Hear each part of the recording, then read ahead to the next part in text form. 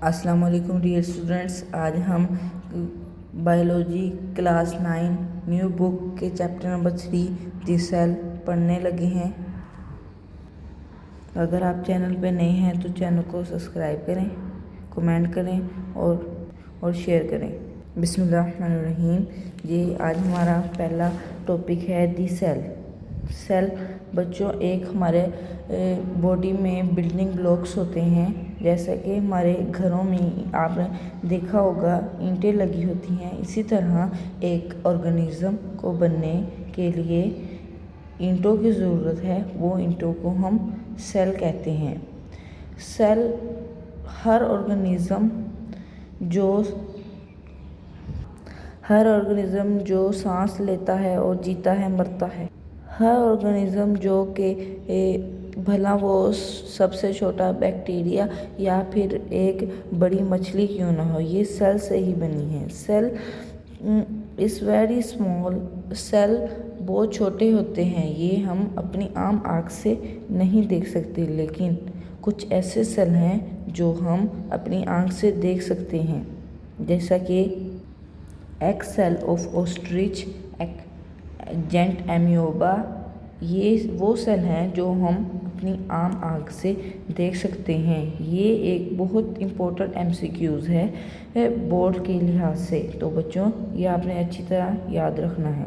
उसके बाद हम सेल का स्ट्रक्चर पढ़ते हैं। जो सेल है वो सबसे पहली बार रॉबर्ट हुक ने 1665 को डिस्कवर किया।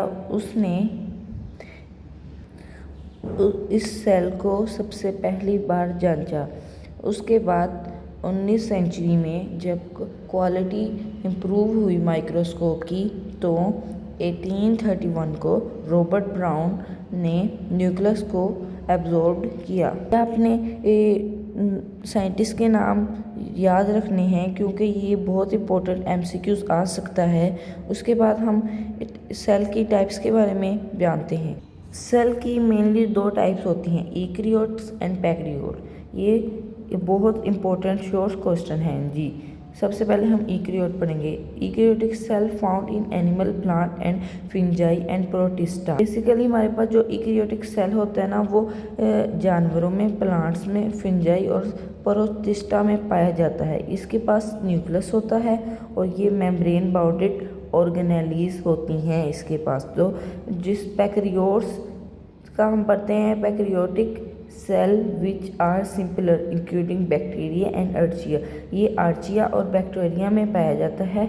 इसमें न्यूक्लियस नहीं होता और ये अदर मेम्ब्रेन बाउंडेड ऑर्गेनेलीज में होता है। उसके बाद बच्चों बुक पे आए हैं, तो सबसे पहला जो है प्लांट्स का सेल, उसमें हम अब पढ़ेंगे सेल वाल जी। Cell wall is outer layer of cell जी। Cell bacteria, the cell of bacteria, fungi, plant and some protista have non-rigid wall surrounding the cell membrane। इसमें ये हमें ये कहता है कि जो सेल है ना, जो सेल वाल है वो ना एक नॉन लिविंग वॉल है जो कि ना सेल मेम्ब्रेन के अराउंड होती है। और ना ये सेल को ना, इसका हम अब पढ़ते हैं फंक्शन ऑफ सेल वाल। ये हमें प्रोवाइड करती है shape, strength, protection and support in inner living matters of the cell जी। इसके बाद इसकी टाइप्स आती हैं। इसकी हमारे पास बेसिकली 3 टाइप्स है। एक है मिडल लम्बेला, एक प्राइमरी वाल, एक एंड सेकेंडरी वाल जी। आप देख सकते हैं ये है प्राइमरी वाल और ये सेकेंडरी वाल, और ये देखें मिडल लम्बेला, और ये है हमारे पास सेल। तो फिर हम आगे बात करते हैं। जो प्राइमरी वॉल है प्रेजेंट होती है just above the cell membrane, और ये मेनली किससे बनी होती है? सेलुलोज, हीमोसेलुलोज एंड पेक्टिन से। ओके। उसके बाद हम बात करते हैं मिडल लम्बेला की। ये ना हेल्ड टुगेदर होती है प्राइमरी वॉल एडजेसेंट सेल, और ये किससे बनी होती है? ये मैग्नीशियम, कैल्शियम एंड पेक्टिन से बनी होती है। उसके बाद हम बात करते हैं secondary wall. Secondary wall cellulose, lignin and other chemicals से बनी होती है, और ये inner side of primary wall में होती है।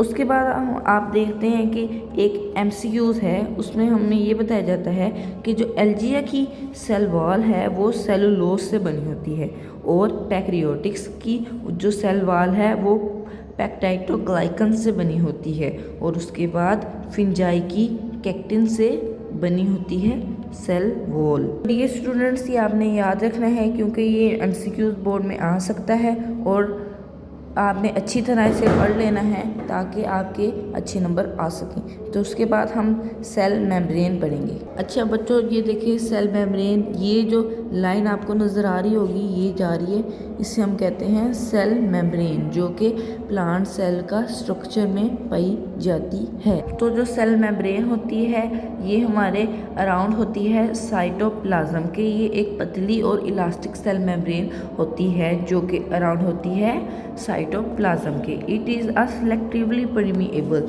आपको सेलेक्टिवली परमिएबल का मतलब समझाता हूँ। सेलेक्टिवली परमिएबल का मतलब है ये एक सेलेक्ट होती है कि ये हर चीज़ को अपने अंदर नहीं जाने देती। आपने देखा होगा जिस तरह चाय की पोनी होती है जो कि सिर्फ चाय को ही अंदर कप के जाने देती है और किसी को पत्ती को अंदर जाने नहीं देती।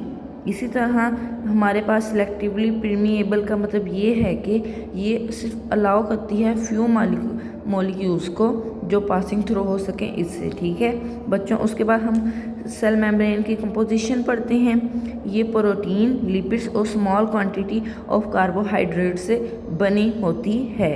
उसके बाद एक शॉर्ट क्वेश्चन है जो हमारे पास आ सकता है, वो है fluid mosaic model. Fluid mosaic model. According to this model, the lipids make a fluid bilayer in which protein molecules are submerged. The lipids and protein can move laterally due to movement. The pattern of mosaic of liquid and protein constantly change. इसमें हमें ये बता रहा है कि जो होती है ना सेल मेम्ब्रेन, उसमें ना एक फ्लूइड होता है जो कि ना जिसके अंदर ये फ्लूइड और लिपिड्स और प्रोटीन घूमती है। जिस तरह आपने देखा होगा कोई हम जब अपना खाना बना रहे होते हैं तो तेल में अक्सर चीज़ें ऐसे रैंडम घूम रही होती हैं, उस रैंडम को इसने मोज़ेक का नाम दिया है। इसी तरह हमारे सेल मेम्ब्रेन में भी एक फ्लूइड होता है जो कि जिसमें ये हमारी सारी ऐसे रैंडम घूम रही होती हैं। उसके बाद हम इसका फंक्शन करेंगे। The eukaryotic cell have many organelles, mitochondria, chloroplast, Golgi apparatus, endoplasmic reticulum and lysosomes are bounded cell membrane. इनके पास बाउंडेड सेल मेम्ब्रेन होती है, ये इसका फंक्शन है। तो अब हम सेल वॉल की बात करते हैं। सेल वॉल जेली लाइक सब एक जिस तरह आपने देखा होगा जेली लाइक सब्सटेंस होती है जो कि फिल होती है इनसाइड दी सेल। अब हम इसके फंक्शंस की बात करते हैं। तो ये बेसिकली हमारे पास वाटर, प्रोटीन और enzyme, salt and other substance से मिलकर बनी होती है। साइटोप्लाज्म में प्रोवाइड करती है कि जो सेल के अंदर ऑर्गेनेलिस हैं वो मूव हो जाएं और अपना फंक्शन परफॉर्म करें। उसके बाद जो होता है it also help to transport through the material, और ये मदद देती है कि जो सेल के अंदर मटीरियल है वो ट्रांसपोर्ट हो सके। उसके बाद ये ना ग्लाइसिस को ना ब्रेक डाउन करती है, ब्रेक डाउन ऑफ ग्लूकोज करती है, और उसके बाद ये स्टोर करती है food and waste of cell, और waste of cell and food को जमा करती है। ये सेल साइटोप्लाज्म का फंक्शन है जो आपने अच्छी तरह याद करना है क्योंकि ये पिछले साल बोर्ड में आ चुका है।